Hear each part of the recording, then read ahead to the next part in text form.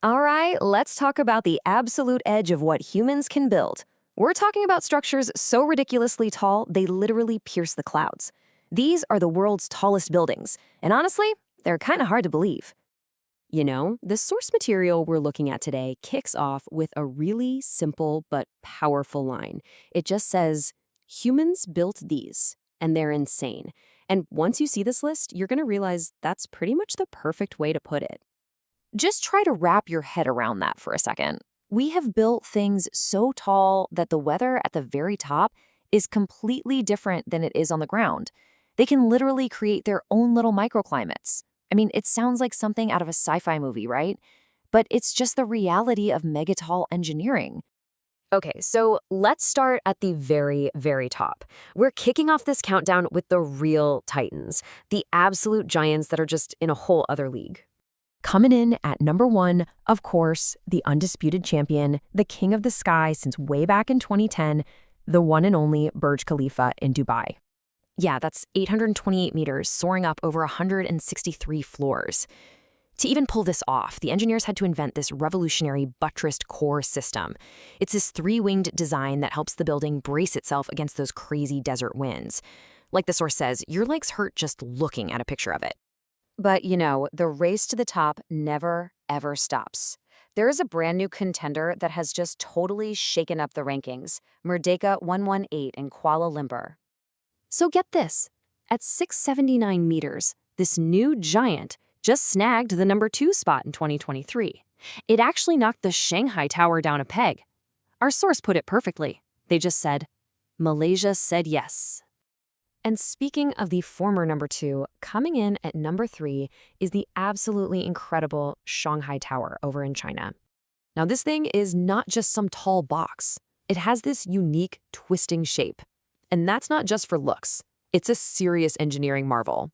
That spiral design actually reduces the wind loads on the building by 24%. It's just an amazing example of how China is crushing it in the megastructure game. And that brings us to number 4, which rounds out a very exclusive club.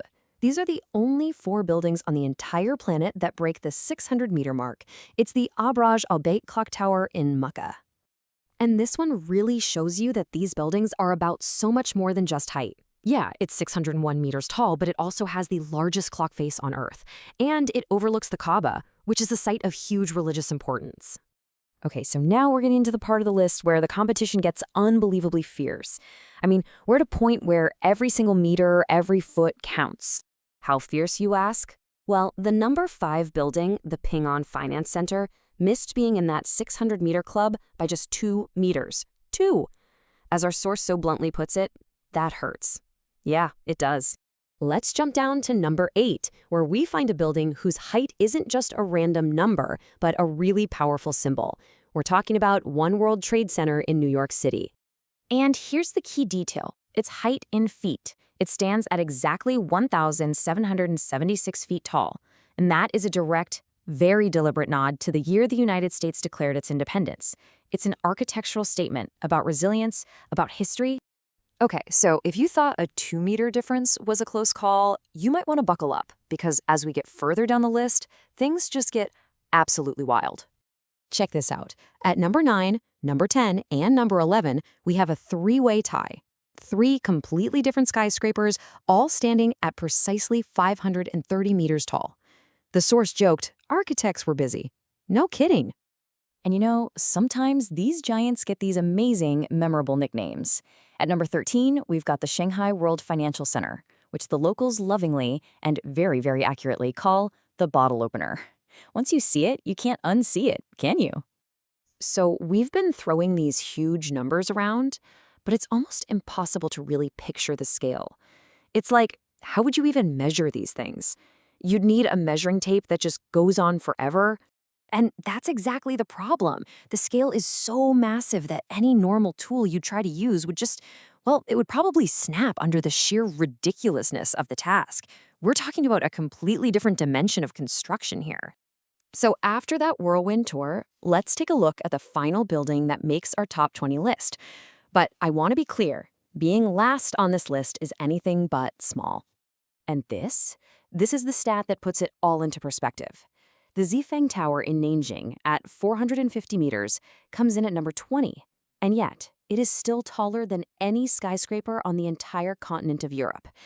That is just wild.